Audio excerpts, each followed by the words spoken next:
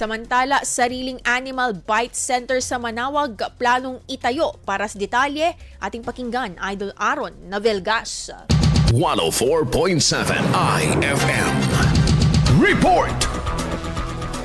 Tinututukan ng lokal na pamahalaan ng Manaoag ang pagpapabilis ng serbisyo sa mga biktima ng animal bites sa pamamagitan ng planong pagtatayo ng sariling Animal Bite Center sa bayan. Bilang paghahanda, nagsagawa ng benchmarking visit ang Rural Health Unit ng Manaoag kasama ang Municipal Engineering Office sa Animal Bite Center ng Rural Health Unit ng Santo Tomas, Pangasinan. Layunin ng pagbisita na makuha ang mga epektibong pamamaraan at best practices sa pamamahala ng Animal Bite Center upang magamit sa itatayong pasilidad sa Super Health Center sa Barangay Cabanbanan. Inaasang sa pamamagitan ng inisyatibong ito ay mas mapabibilis, maayos at mapapahusay ang serbisyong pangkalusugan para sa mga residente ng Manaoag na nangangailangan ng agarang atensyong medikal dulot ng animal bites.